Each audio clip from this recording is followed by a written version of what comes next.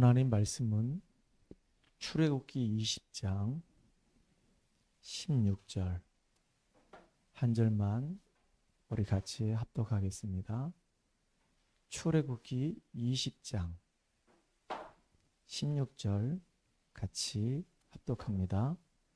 내 이웃에 대하여 거짓 증거하지 말라. 아멘. 오늘은 성경 본문 말씀처럼 거짓 증거하지 말라라고 하는 제목으로 같이 말씀을 나누도록 하겠습니다. 우리 옆 사람하고 같이 인사합시다. 당신은 보배롭고 존귀한 자입니다. 한 번 더 인사합시다. 거짓말 세상에서 믿음으로 승리합시다.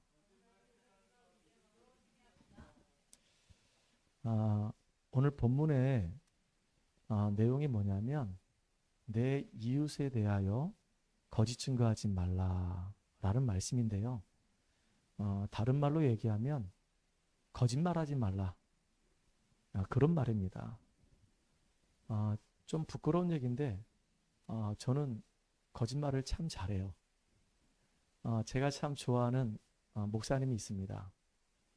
친구인데 그 친구한테 간혹 가다 제가 엉뚱한 농담을 해요.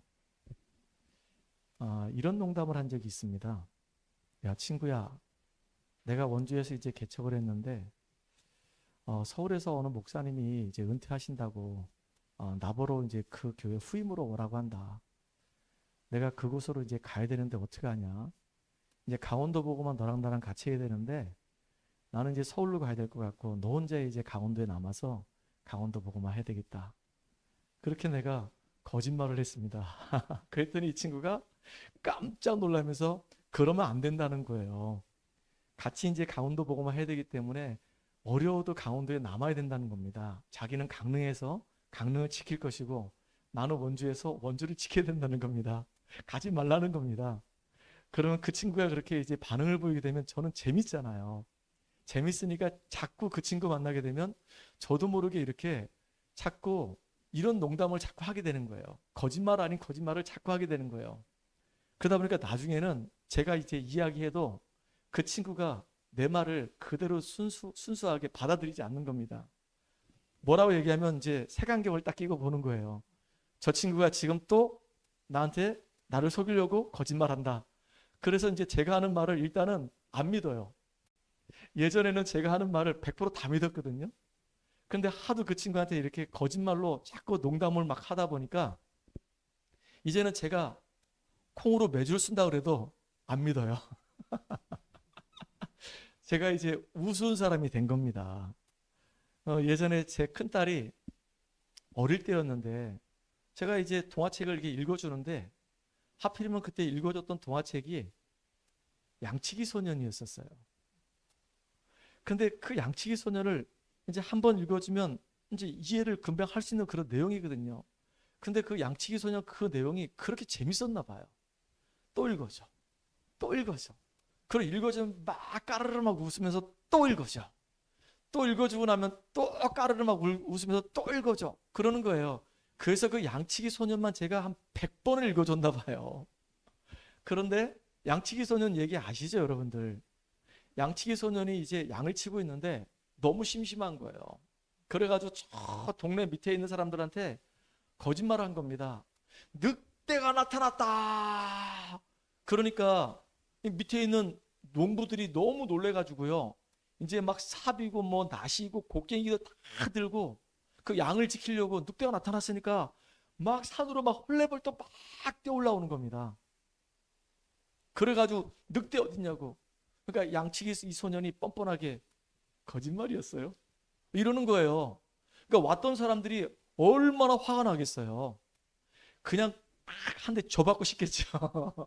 근데도 꾹 참고 내려간 거예요. 자기 양떼를 지금 지키고 있는 그 목동이니까 혹시라도 괜히 때렸다가 자기 양떼한테 해코지하면 어떻게 해요. 그러니까 꾹 참고 화가 막 머리끝에까지 나지만 내려가는 겁니다. 근데 이 친구가 재밌거든 그게. 그래가지고 또 가만히 있다가 늑대가 나타났다 이렇게 된 거예요. 그러니까 또 사람들이 또 다 볼때처럼 막 올라온 겁니다. 거짓말입니다. 그러니까 사람들이 이제 완전히 이제 화가 머리 끝에까지 난 거예요. 나중에 진짜 늑대가 나타났어요. 그때 아무리 막 늑대가 나타났다고 막 얘기해도 사람들이 올라오지 않는 겁니다. 거짓말이 이렇게 무서워요. 거짓말을 자꾸 하다 보면은 내 자신이 우스운 사람이 됩니다.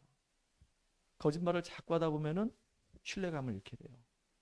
사람들이 내 말에 대해서 이제 믿질 않아요. 그리고 나중에는 그 사람과 관계가 끊어지게 됩니다. 거짓말을 자꾸 하는데 누가 그 사람을 좋아하겠습니까? 멀리 할 수밖에 없죠. 근데 이것으로 끝나는 게 아니에요.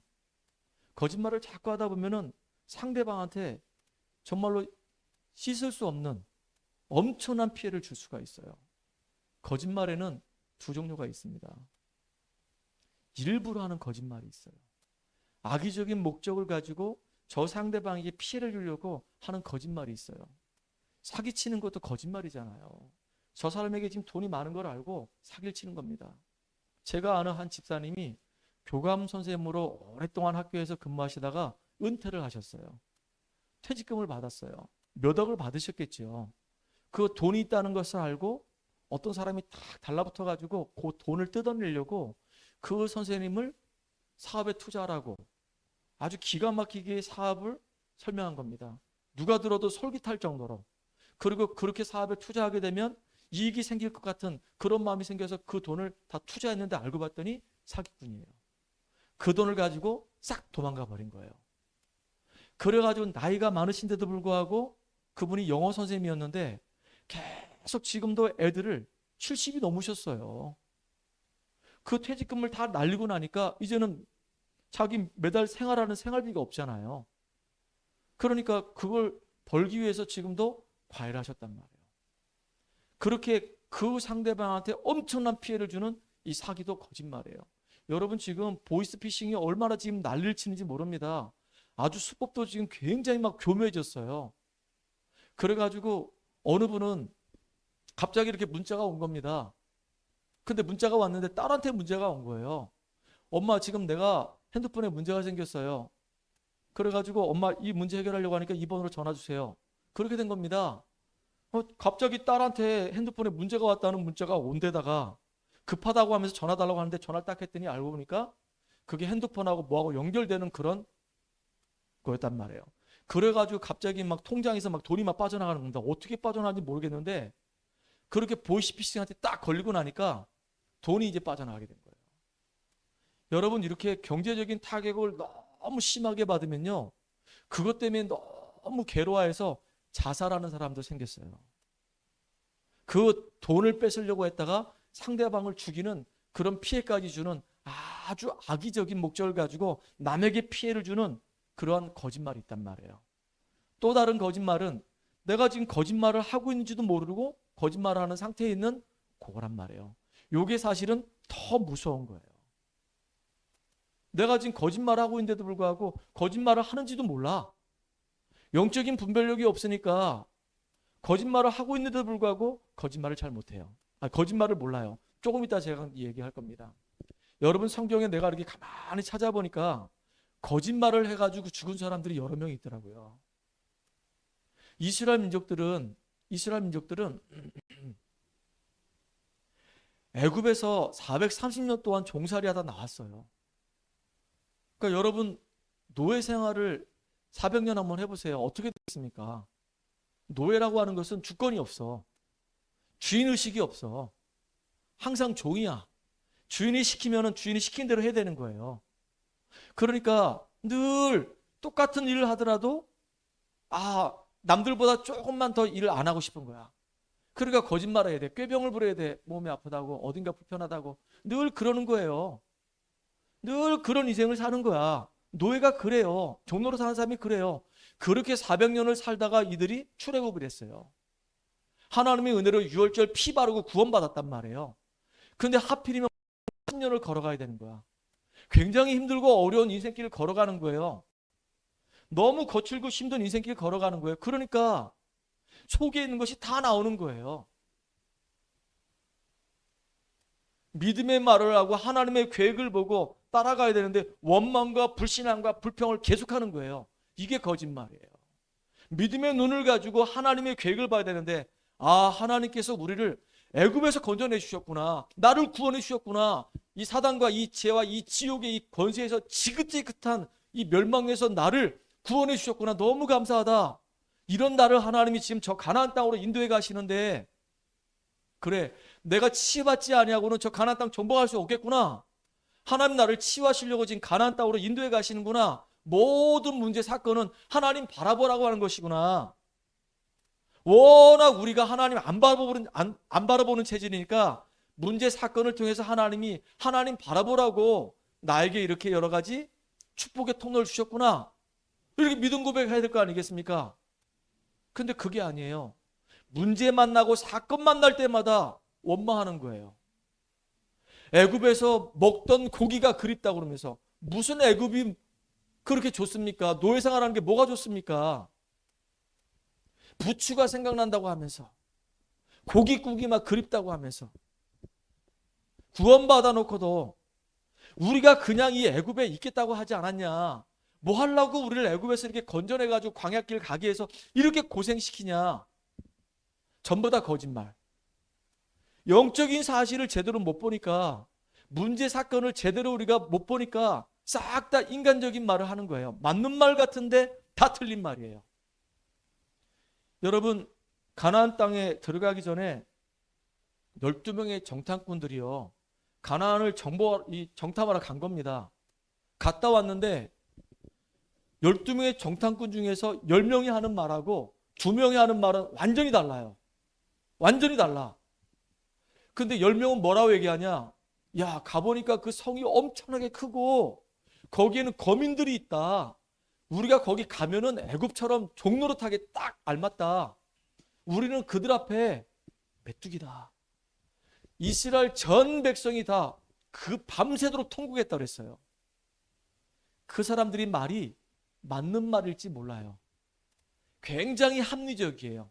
굉장히 이성적이에요. 틀린 말이 아니에요. 진짜 맞는 말이에요. 육신적인 눈을 딱 보게 되면 다 맞는 말이에요. 근데 언약적인 면에서 보면은 하나님을 완전히 대적하는 거짓말이에요. 2명의 말이 맞는 말이었었어요. 아니다. 그 성은 크고 높고 그 다음에 거기 거민들이 있는 거 맞지만은 간담이 다 녹았고 지도자 다 도망가 버렸다. 그들은 우리 앞에 밥이다. 하나님은 우리 편이고 우리와 함께 하시고 그 땅은 하나님 우리에게 주신다고 약속하셨다. 누구 말이 맞습니까? 2 사람 말이 맞는 거예요. 그게 참된 언약적인 말이란 말이에요. 그게 진리예요. 근데 10명의 말은요, 합리적이고 이성적으로 다 논리적으로 맞는 말이지만은 사실은요, 틀린 말이에요. 그들이 하는 말은 거짓말이었었어요. 그래가지고 이스라엘 백성들이 전부 다 40년 동안 광야 생활하면서 다 죽어버렸어요. 그때 그 사건 때문에. 가나안 땅 못 들어간다는 거예요. 왜? 다 통곡했거든요. 한 명도 빠짐없이. 전부 다 통곡했단 말이에요. 이렇게 자기도 모르게 거짓말하는 거예요. 영적인 분별력이 없으면요, 굉장히 옳은 말인 것처럼 했는데 알고 봤더니 그게 하나님을 대적하는 것이고 언약을 가로막는 것이고 거짓말이 되는 것입니다. 그래서 여러분들, 이 말이라고 하는 것은요, 우리 이 생각을 통해서 나오게 되는 거예요. 내가 지금 무슨 생각하고 있냐? 그게 지금 나예요. 내가 믿음의 말을 하고 있다? 그 사람은 지금 믿음의 사람이에요. 그 사람을 지금 계속 짜증내고 있고 원망하고 있다? 그 사람 속에 상처가 있는 사람이에요. 그러니까 무엇이 우리 안에 이 담겨져 있느냐가 너무 중요한 거예요. 그래서 제가 집중을 하라고 하는 이유가, 계속 우리가 매일 예배를 드리라고 하는 이유가, 예배를 드리게 되면 예배를 드릴수록 그건 우리한테 이익이 되는 거예요. 내 이 잠재의식 속에, 내 이 의식 속에, 내 이 무의식 속에, 내 영혼 속에 하나님의 이 복음이 쫙 각인되게 되면 결국은요, 복음의 사람으로 그 사람은 승리하게 된단 말이에요. 근데 하나님의 말씀인 이 복음이 내 이 의식 속에, 이 잠재의식 속에, 영혼 속에 이게 뿌리가 안 내리고 세상 것 다른 것이 계속 내 안에 들어온다고 한번 생각해 보세요. 결국은요, 그게 다 나올 수밖에 없는 거예요. 컴퓨터에 우리가 이렇게 작업을 할 때 굉장히 좋은 작품들을 계속 거기다가 저장을 계속 하게 되면요, 나중에 이제 좋은 작품들을 계속 우리가 읽고 볼 수가 있어요. 근데 그 컴퓨터 안에 맨날 오물, 쓰레기, 이상한 거 계속 거기 갖다 놓으면은 거기서 나오는 거는 맨날 쓰레기, 오물들밖에 안 나오는 거예요. 우리 이 생각 속에, 우리 영혼 속에 하나님의 것으로 가득 채우는 저와 여러분 되기 바랍니다. 그래야지 우리가 하는 말이요, 다른 사람을 살리는 말이 된단 말이에요. 우리가 하는 이 말이 다른 사람을 죽이는 말이 아니고 우리가 하는 말이 다른 사람을 살리는 말이 되는 거예요. 거짓말은요, 진짜 그 사람을 죽이는 거짓말이 될 수가 있어요. 진짜 우리는 그 사람을 살리는 사람 되길 바랍니다. 죽이는 거짓말이 있고 살리는 거짓말이 있습니다. 거짓말을 하더라도 살리는 거짓말을 해야 되는 겁니다. 성경에 보니까 거짓말에서 죽은 사람들이 또 있잖아요. 다니엘 시대에, 다니엘은 이방 사람이거든요. 포로로 온 사람이에요. 근데 바벨론에서 총리장이 된 거예요. 그러다 보니까 그 안에 있는 바벨론 사람들이 다니엘을 너무 시기하고 너무 미워하는 겁니다. 어떻게 하면 저 다니엘을 죽이지? 그래가지고요, 왕을 속여가지고 조서에 어인을 찍어서 다니엘을 죽이려고 했던 거예요. 하여튼간 참 이상한 사람들 많습니다. 누가 조금 잘 되면요, 그 꼴을 못 봐요. 그래가지고 막 시기하고 막 질투하고 결국은 모함해가지고 그 자리에서 끌어내려고 하는 겁니다. 어떻게 하든지 막 끌어내야지만이 속이 시원한가 봐. 그러니까 중상모략을 하는 거예요. 중상모략을 없는 말까지 막 끄집어내가지고 막 끌어내리는 겁니다. 우리 정치도 마찬가지예요. 대통령 선거하거나 국회의원 선거하게 되면 정책만 얘기하면 좋겠어요. 저분은 이런 좋은 점이 있습니다. 그리고 저분이 내세운 정책은 이런 거기 때문에 참 좋은 정책입니다. 하지만 저는 저분하고 좀 차별성 있게 저는 우리 대한민국을 생각하기 때문에 이런 정책을 하길 원합니다. 우리 국민들을 위해서 이렇게 해서 이런 유익을 주길 원합니다. 그러니까 저를 대통령을 뽑아주세요. 이러면 얼마나 좋아요. 저 사람 과거에 이런 문제가 있었고요, 저런 문제가 있었고요, 저 사람은 이렇고요, 저렇고요, 오만 거 끄집어내가지고 완전히 그냥 대통령 유세하는 그 현장이 똥물이 돼버려요. 똥물이. 그러니까 자기가 좀 대통령 되려고 그냥 상대방을 막 짓밟아 버리는 겁니다. 자기가 국회의원 되려고 남을 짓밟아 버리는 거예요. 그거 진짜 그거 안 좋고 나쁜 거거든요. 자기한테도 영적인 데미지가 오는 것이고 상대방한테도 영적인 데미지가 오는 거예요. 그런데 이게 오늘만 그런 게 아니라 다니엘 시대도 그랬다니까요. 그 신하들이 다니엘 끌어내리려고 얼마나 중상모략하는지 결국은 다니엘 죽이려고 사자굴도 만들어놨잖아요. 나중에 어떻게 됐죠? 그렇게 거짓말했던 그 사람들이 전부 다 사자밥이 돼버렸어요. 다니엘 시대만 그런 게 아닙니다. 에스더 시대에도 그랬어요. 이 하만이라는 이 총리가 아주 교만한 사람이에요. 그리고 굉장히 거만한 사람이에요. 자기가 조금 총리가 되다 보니까 어깨에 힘이 들어가서 막 의시되는 겁니다. 그러니까 사람들이 전부 다 자기 앞에서 총리님 오십니까? 총리님 오십니까? 이러면서 전부 다 절을 하는데 딱 한 사람만, 모르드게는 딱 절을 안 하거든요. 그러니까 기분이 굉장히 나쁜 겁니다. 저 모르드게 저놈은 도대체 누구야? 유다인인데요. 뭐야? 저 모르게 때문에 유다인 다 죽여버려. 그래가지고 왕한테요 거짓말로 상소해가지고 유다인을 다 죽일 계획을 세우는 겁니다. 나중에 어떻게 됐습니까? 에스더가 죽으면 죽으리라 하나 앞에 딱 작정을 하고 그 아하수에로 왕한테 얘기하잖아요. 나중에 하만 총리가 모르드게 죽이려고 만들었던 그 작두대 위에 자기 목이 잘려서 죽었단 말이에요. 거짓말해서 이렇게 최후를 비참하게 망해가는 걸 봤어요. 또 신약에도 보니까 사도행전 5장에 아나니아 삽비라가 있습니다. 이 사람들이 재산을 팔아가지고 하나님께 헌금하겠다고 해놓고 일부를 숨겨놓고 나머지만 싹 한 거예요. 그래놓고 아무도 모르겠지 하면서 남편도 거짓말하고 아내도 거짓말했어요. 그러니까 베드로가 너무 화가 나가지고 너희들이 지금 사람을 속인 것이 아니라 성령을 속였다. 그래가지고요 바로 그 자리에서 다 죽어버렸어요. 그리고 참 이 거짓말이 이 끝이 이렇게 결말이 이렇게 무섭구나 이런 생각이 많이 듭니다. 여러분들 정말로 여러분들 속에 하나님의 이 복음으로 가득 채우는 축복의 사람들 되기를 주의 이름으로 축복합니다. 자, 우리가 거짓말하지 않고 정말로 하나님 살아계시고 지금도 우리에게 응답하시는데 어떻게 하면 우리가 기도응답 받을 수 있을까요? 첫 번째입니다. 사실을 봐야지만이 성공할 수 있어요. 사실을 보지 못하면요 다 실패합니다. 성경에 보니까 믿음의 사람들 렘넌트 7명이요 전부 다 사실을 봤어요. 사실을 봤던 사람은 다 응답받았어요.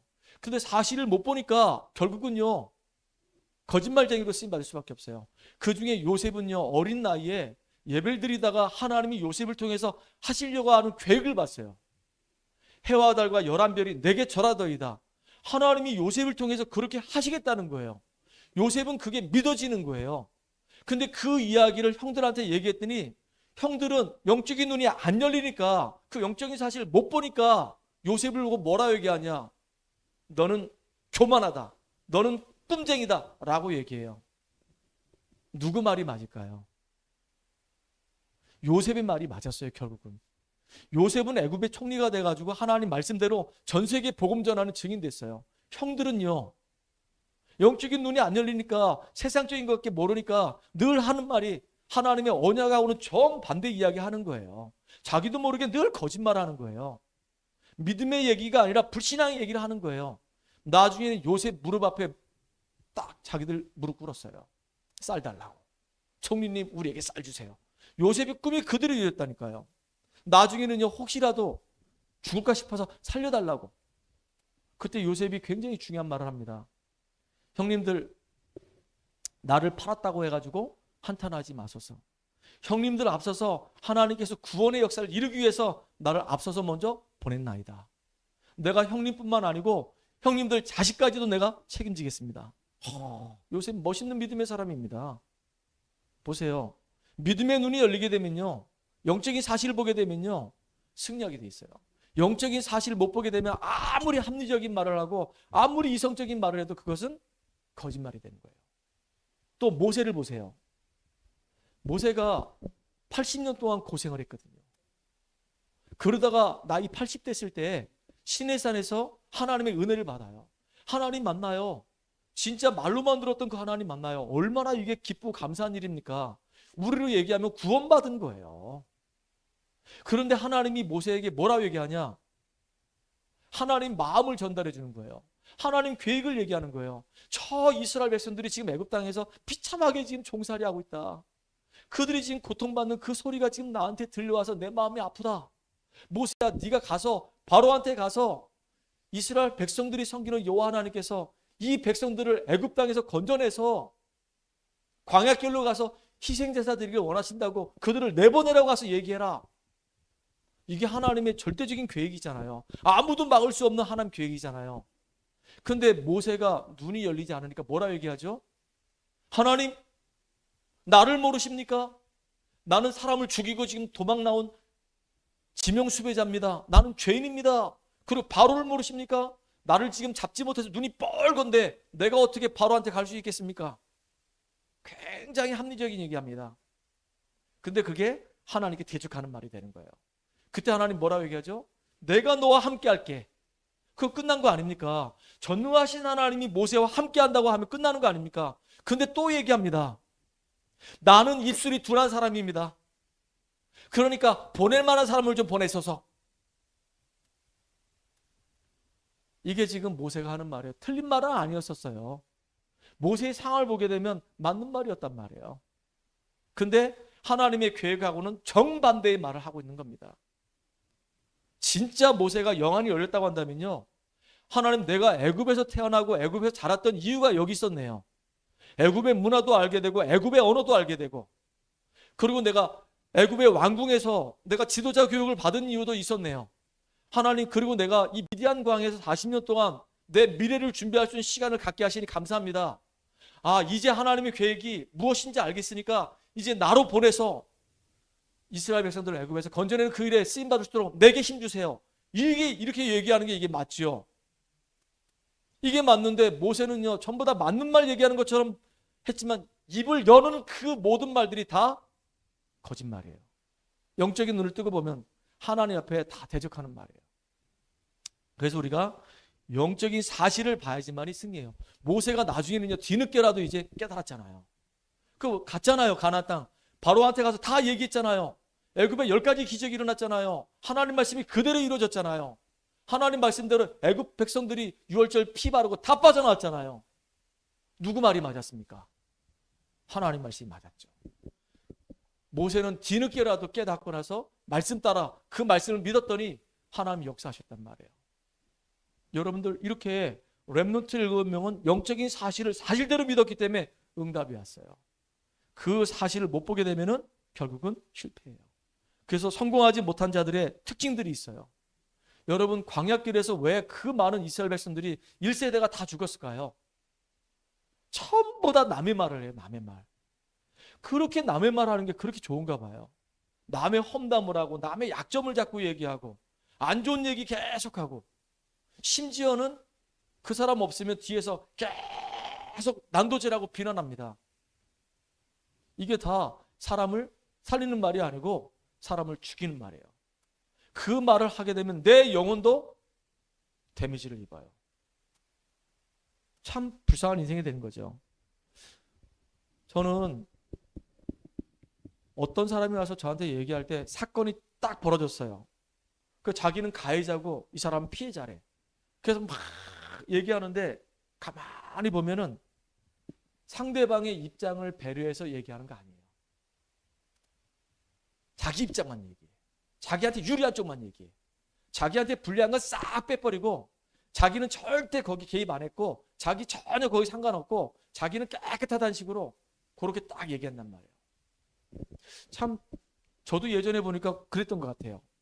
제가 잘못했는데 잘못을 그냥 인정하고 제가 이런 부분에 있어서 잘못했습니다. 그럼 되는데요. 그렇게 인정하면 또 내가 혼날 것 같으니까 그래서 나는 잘못 안 한 것처럼 딱 뒤로 빠져가지고 그렇게 교묘하게 말을 딱 이렇게 만들어가지고 얘기했던 것도 기억나요. 그러니까 전 나쁜 목사예요. 근데 사람들이 그렇더라고. 그래서 양쪽 말을 들어봐야 된다고 늘 얘기해요. 이쪽 말만 들으면 안 돼. 이쪽 말만 들으면 이 사람 말이 맞아. 근데 이 사람 말 안 듣고 또 이쪽 말 들으면 이쪽 말이 맞아. 그러면요 헷갈리잖아요. 그래서 검사가 있는 것이고 그래서 변호사가 있는 거예요. 이 사람은 이거 잘못했어. 이 사람이 그럴 수밖에 없는 이유가 있습니다. 변호사. 그리고 이제 그걸 가지고 판결하는 판사가 있는 겁니다. 양쪽 말을 다 듣잖아요. 우리는 두 사람 얘기를 다 들어야 되는 거예요. 사람들이 항상 보게 되면 왜 자꾸 두 사람 얘기를 들어야 된다고 얘기하냐? 자기 입장만 얘기해. 불리한 걸 절대 얘기 안 해. 합리적으로 얘기하고 자기가 거기서 빠져나갈 얘기만 한단 말이에요. 그러니까 이런 사람들은 결국은 성공하지 못하는 거예요. 우리 성도님들은 오늘 예배드리는 우리 사랑하는 우리 후대들은 여러분의 인생의 여정 속에서 어떤 시험이 와도 어떤 갈등이 와도 어떤 절망감이 와도 흔들리지 않고 믿음으로 승리하는 여러분 되기 바랍니다. 신앙생활 하다 보면은 왜 문제가 없겠습니까?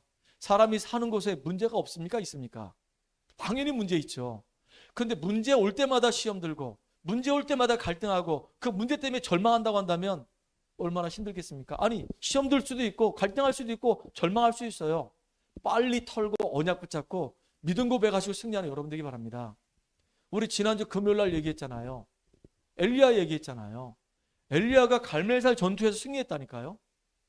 근데 이세벨이 죽인다고 그러니까 놀래가지고요 도망갔잖아요. 완전히 그냥 절망 가운데 빠져버린 겁니다. 시험 들었어요. 그래가지고 나 좀 데려가 주세요 라고 기도했던 거예요. 그때 하나님이 이 엘리야에게 힘 주시면서 하셨던 말씀이 왕을 세우고 후계자를 세우고 바알에게 절하지 않은 7천 제사 세우라고 이렇게 말씀을 주셨단 말이에요. 정말로 언약의 사람이 믿음 안에 있을 때 하나님의 계획이 이루어진단 말이에요. 영적인 눈을 뜨고 하나님의 계획을 보고 인도받는 여러분 되기 바랍니다. 두 번째입니다. 하나님의 축복을 받는 조건이 있어요. 우리는 사람 앞에 신실하게 딱 서면 돼요. 제가 한 번은요 속초에서 이렇게 부교육자로 있을 때 굉장히 속초에서도 1시간 반 정도 거리에 있는 인제라고 하는 곳에 노 부부가 둘이 사십니다. 근데 그 자녀들이 저한테 연락이 온 거예요. 왜냐하면 강원도에는 많은 교회가 있지만은 이 복음만 순수하게 말해주는 교회가 그렇게 많지가 않아서 자기는 자기 교단에 있는 목사님이 그 인제에 있는 부모님에게 가서 말씀을 좀 전해드리고 예배를 좀 인도했으면 좋겠다고 부탁을 한 거예요. 그러니까 속초에서 인제까지 가려면 최하 1시간 반 정도 거리가 돼요. 그러니까 되게 미안해하는 거예요. 근데 제가 거길 갔어요. 매주마다 갔습니다. 그러니까 가서 그 노부부 만나가지고 같이 예배드리고 기도하고 찬양도 알려두고 말씀도 전해드리고 그렇게 축복 기도도 해드리고 그렇게 했단 말이죠. 그렇게 한 2달, 3달 하다 보니까 이분들이 이제 예배를 드리고 싶다는 거예요. 한 번도 교회 가본 적이 없는 분들인데. 그래가지고 인제에서 그분들이 노인네들이 차를 몰고 속초까지 오시는 거예요. 한 몇 번 오셨어요. 그들이 이제 너무 머니까 힘들다고. 그래가지고 이제 오시지 않아도 된다고. 제가 매주마다 갈 테니까 말씀을 들으시면 된다고. 그래서 제가 매주마다 갔는데 이분들이 미안했는지 고마웠는지 저한테 밥 사 먹으라고. 또 왔다 갔다 할 때마다 교통비 하라고 이렇게 봉투에다가 이렇게 뭐라고 얘기해야 됩니까? 이렇게 뭐라고 얘기해야 되지 이거? 찬조금? 아무튼 이렇게 후원금을 준 거예요. 근데 보니까 노인들 그 하루에 나가서 이렇게 뭐예요? 그 어르신들 나가서 이렇게 일하는 거 있잖아요. 그거 해가지고 뭐 일주일에 2번인가 3번 해서 뭐 시간 채우면 한 달에 20만 원인가 이렇게 받는 게 있어요. 그거 받고 생활하시는데 그 자녀들이 좀 용돈 주는 거 갖고 생활하시는데 야 나한테 이렇게 많이 주시나? 그런 생각이 든 거예요. 그래서 그걸 가지고 진짜로 왔다 갔다 할 때 밥값하고 왔다 갈 때 필요한 경비로 좀 쓰고 남겨놨단 말이에요. 그리고 제가 이제 속초에서 사역을 마치고 이제 원주에 이제 개척하게 된 겁니다. 떠나올 때 그 돈이 꽤 남았어요. 그걸 제 다음에 그 현장에 들어가는 후임한테 이렇게 주게 된 겁니다. 내가 얘기를 다 했어. 이렇게 해서 돈이 생겼고 이제 이 돈은 내가 그동안 이렇게 썼고 당신도 이 돈을 그렇게 깨끗하게 썼으면 좋겠다. 그랬더니 이분이 저를 보는 눈이 달라요. 담임 목사님하고 사모님이 저를 보는 눈이 달라요. 저는 지금도 그래요. 돈에 대해서만큼은 정말로 깨끗하게 쓰고 싶어요. 사람 관계 속에서 늘 돈 관계 때문에 다 깨지더라고요. 돈 때문에 싸우고 돈 관계 때문에 다 깨지는 거예요. 돈이 뭐길래 부모 형제 간의 관계도 부모 관계도 끝나고 돈 때문에 형제들끼리 돈 때문에 싸우고 그런 난리가 없어요. 정말로. 진짜 돈은 깨끗하게 써야 된다. 사람 앞에 돈을 깨끗하게 써야 된다. 정말로 이 돈은 나 자신을 지키는 것이다. 그런 마음이 들었어요. 나 자신 앞에서 깨끗하게 우리가 써야 되는 겁니다. 그리고 진짜 우리가 계속 얘기하는 게 우리 후대들이요. 미래 앞에 딱 설 수 있도록 우리가 진짜로 후대 위해서 우리가 헌신해야 되는 겁니다. 후대가 얼마나 중요합니까? 그래서 우리가 정말로 후대를 위해서 RUTC도 우리가 정말로 준비해야 되는 겁니다. 그게 뭐냐? 진짜 후대를 위한 영적인 서밋으로 기능 서밋으로 문화 서밋으로 키울 수 있는 그런 센터를 우리가 지금 기도하고 있어요. 하나님이 언제 우리에게 응답할지 몰라도 진짜 우리 원주권에 있는 우리 강원도에 있는 우리 소중한 후대들이 다 모여가지고 거기서 하나님 말씀을 배우며 아이들이 정말로 미래 살리는 가장 중요한 복음 엘리트로 세울 수 있는 그런 센터가 세워지도록 기도하고 있단 말이에요. 그리고 우리 교회가 진짜 이 원주 지역에 이 강원도 지역에 영향력 줄 수 있는 이런 축복된 교회로 지금은 조그맣지만은 하나님이 정말로 축복하셔서 변질되지 않고 끝까지 순수하게 복음만 전할 수 있는 그런 교회로 성장해서 정말로 이제 많은 사람을 살릴 수 있는 이런 축복된 교회로 성장할 수 있도록 우리는 기도해야 되는 거예요. 이걸 붙잡아야 돼요. 미래 앞에 딱 서야 되는 거예요. 우리는 이유가 있잖아요. 우리 교회는 비록 작지만 우리 교회에서 우리가 예배드리는 이유가 있어요. 하나님 정말로 이 교회가 영혼 살리는 교회 되게 해주세요. 이 교회가 정말로 지역을 복음하는 교회 되게 해주세요. 이 교회가 정말로 후대와 이 미래 살리는 교회 되게 해주세요. 우리는 이유가 있는 사람들이 모여서 예배드리는 겁니다. 저는 그래서 우리 성도가 많다 적다 이게 중요하지 않아요. 한 사람 한 사람이 너무너무 중요한 거예요. 이 사람들이 정말로 같이 언약 붙잡고 기도할 수 있다? 이게 축복된 사람이란 말이죠. 3번째입니다. 진짜 우리가 영적인 사실을 알면요. 진실해질 수밖에 없어요. 그게 무슨 말이냐? 인간은 정말로 무능하구나. 내가 예수 믿고 나서 나중에 알게 됐어요. 아, 내 스스로는 죄 문제 해결할 수가 없구나. 내 스스로는 이 사단을 이길 수가 없구나. 내 스스로는 정말로 아무리 애를 쓰고 노력해도 지옥 문제 해결할 수 없구나. 이게 명예로 안 되고 이 돈으로도 이게 구원을 살 수 있는 것이 아니구나. 더군다나 집안에서부터 계속 내려오는 영적인 문제가 있는데 이 영적인 문제를 이게 내 스스로 이게 절대로 이게 해결할 수 있는 게 아니구나. 아, 진짜 그래서 나는 복음만 필요하구나. 인간의 무능을 정말로 깨닫게 되면요, 복음이 꼭 필요하다는 걸 알게 돼요. 그래서 하나님이 나를 구원하시려고 이 땅에 독생자 예수 그리스도를 보내주셨고, 그 예수님이 십자가에서 죽으시고 부활하시면서 내가 해결하지 못하는 인생 문제를 다 끝내버리셨구나. 이거 알게 되는 거예요. 나는 항상 그리스도가 필요하구나. 하나님의 은혜가 필요하구나. 이걸 고백하게 돼요.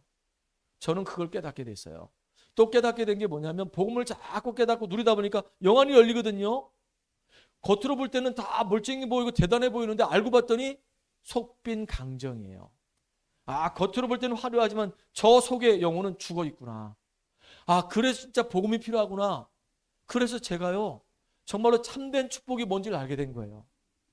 참된 축복은 죽어 있는 저 영혼에게 복음 전하는 것이고, 그 영혼을 말씀 가지고 치유해 주는 거, 이게 정말로 참된 축복이구나. 그걸 제가 요즘 계속 깨닫고 있어요. 여기서 동해까지 가면 2시간 걸립니다. 근데 매주마다 기쁜 마음으로 가요. 그 동해에 우리 장모님이 계시거든요. 우리 처제가 매주마다 동해에서 KTX 타고 여기 옵니다. 예배를 드리려고. 얼마나 감사합니까? 거기 가서 예배 드릴 때마다 80년을 살아오셨는데 완전히 불교 골수분자였거든요. 근데 이분이 예수 믿고 나서 완전히 인생이 확 달라진 거예요. 작년 11월 달에 예수 믿었어요. 그 1년도 채 안 됐는데 얼마나 지금 말씀을 사모하시는지요. 갈 때마다 너무 제가 행복해요. 이분이 말씀을 들으면서 조금씩 이렇게 변화가 일어나는데 이게 얼마나 큰 축복이고 얼마나 나한테 큰 행복인지 모르겠어요. 한 영혼이 살아나고 그 영혼이 말씀 앞에 세워진다는 게 이게 정말로 행복이고 이게 진정한 축복이구나. 이걸 깨닫게 됐어요. 그리고 더 놀라운 사실, 영적인 사실이 사실이구나라는 걸 알게 됐어요. 제가 동해 갈 때마다 2시간을 계속 예배를 드리고 기도하고 말씀 들으면서 가거든요. 하나님 나에게 성령의 충만함 주시고 그 현장에 하나님 능력이 임하게 해주세요. 기도한단 말이에요. 어제 저녁에도 제가 새벽 3시까지 잠을 못 자고 계속 말씀 준비해서 기도했어요. 지금 3시간, 4시간밖에 못 잤거든요. 근데 하나님 이 예배가 너무 중요하기 때문에 주님 이 예배 시간에 성령의 충만함 주세요. 나에게 은혜를 내려주세요. 근데 진짜 성령이 역사하세요. 그리고 눈에 보이지 않지만 우리가 기도할 때 우리 눈에 보이지 않지만 하늘 군대가 동원돼서 진짜 주의 사자가 나를 도와줘요. 얼마나 감사한지 모릅니다. 제가 동해 가다가요, 야, 앞에서 사고가 난 겁니다. 교통사고가 난 거예요. 그러니까 앞에서 교통사고가 나니까 막 브레이크를 막 밟잖아요. 고속도로에서 기본적으로 속도가 100이거든요. 그러면요, 갑자기 막 브레이크 밟게 되면은 또 2중, 3중 사고 날 수 있어요. 근데 아찔한 순간이 있었는데 기가 막히게 하나님이 저를 그 사고 현장에서 싹 빠져서 이렇게 싹 이렇게 차를 운전하게 해주시는 거 있죠. 아, 하나님이 또 주의 사자를 동원해서 나를 보호해 주셨구나. 이게 자꾸 확인되는 거예요. 그 눈에 보이지 않게 역사는 흑암이 무너지게 해달라고. 여러분들 예배를 방해하는 존재가 얼마나 교묘하게 역사하는지 아십니까? 사단이 지금도 이 자리에 역사해요. 말씀을 듣지 못하도록, 집중하지 못하도록 끊임없이 역사한단 말이에요. 은혜가 임하는 곳에 사단도 역사한단 말이에요. 그렇기 때문에 여러분들 정말로 예배에 성공하는, 말씀에 정말로 집중해서 말씀에 은혜 받는 여러분 되기 바랍니다. 그래 살아나는 거예요. 결론입니다. 아니 목사님, 저는 입만 열면 거짓말하는 병에 걸렸는데 어떻게 하면 되겠습니까? 입만 열면 거짓말하는 사람이 있어. 그런 사람이 이제 예수 믿게 됐고 은혜 받았어요. 근데 예수 믿었는데도 이 습관이 이게 잘 안 바뀌어. 그래서 입만 열면 맨날 거짓말해. 그러니까 얼마나 고민이 되겠습니까? 입만 열면 거짓말하는 그 병을 고치는 방법 2가지가 있습니다. 저는 절대로 첫 번째 방법을 권해드리지 않아요. 갑자기 암 한 3군데 정도 걸리면은 거짓말하고 싶어도 거짓말하지 않아요. 암이 3군데 걸렸어. 위암, 가나안, 최장암 세 군데 띡 걸려가지고 당신이 이제 얼마 못 삽니다. 그러면요 거짓말하고 싶어도 이제 거짓말 못해요. 아니면 고통이란다. 교통사고 나가지고 생명이 왔다 갔다 하는 그런 상황에 빠지면 거짓말 못해요. 그렇게 하다가 거짓말하는 병을 고칠래요? 아니면은 구원받았으니까 하나님 나에게 성령의 수많은 주셔서 내 마음과 생각을 주님이 다스려 주시고 주인 되셔가지고 주님이 나를 인도해 주셔야 해서 성령 충만 받을래요. 저는 성령 충만함 받기를 권합니다. 성령 충만해지면요 달라집니다. 진짜 달라져요.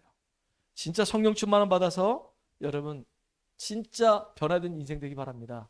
아까 살리는 거짓말 얘기했죠. 도대체 누가 살리는 거짓말 했냐? 라합이 살리는 거짓말을 했어요. 이제 여리고를 정탐하라고 여호수아가 이제 2명의 정탐꾼을 보낸 겁니다.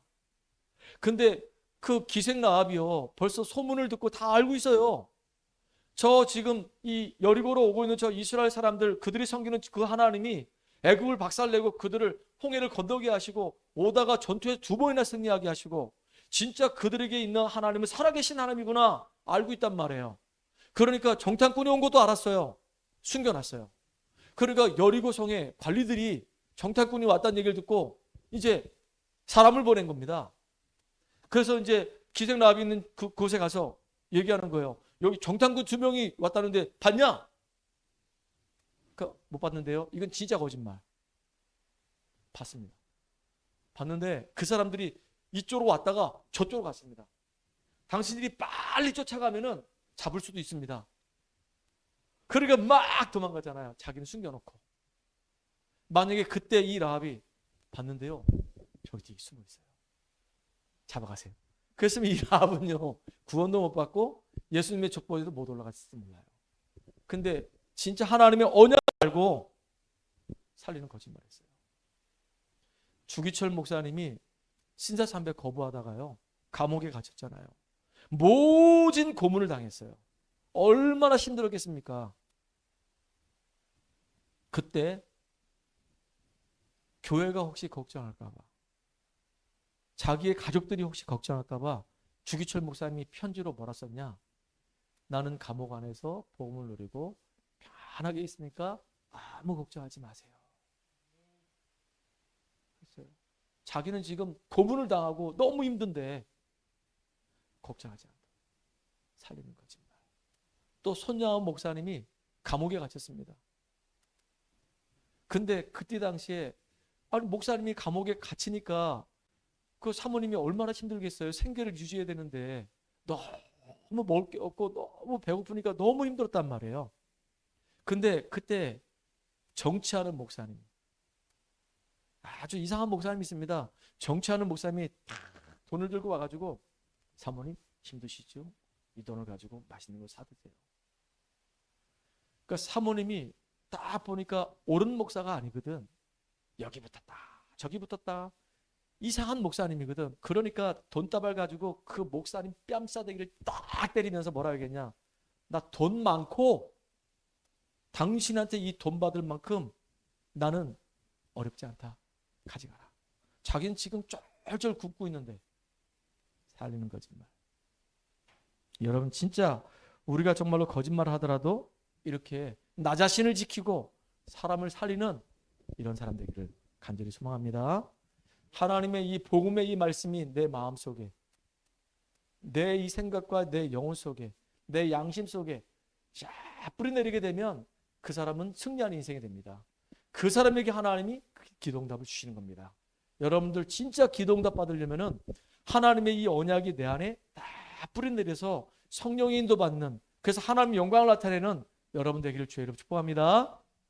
하나님 감사합니다. 오늘도 하나님 우리가 정말로 영적인 눈이 열려서 하나님의 계획을 보게 되고 그 속에서 내가 얼마나 가치가 있으며 내가 인도받는 것이 얼마나 축복된 삶인지를 알게 하여 주시옵소서. 나의 입을 열어서 내가 하는 이 말이 다른 사람을 살리는 축복된 말이 되게 하시고 현장에서 정말로 영혼들이 살아나는 그것 때문에 참된 축복과 참된 행복을 누리는 우리가 되게 하여 주시옵소서. 예수님의 이름으로 감사하며 기도합나이다. 아멘.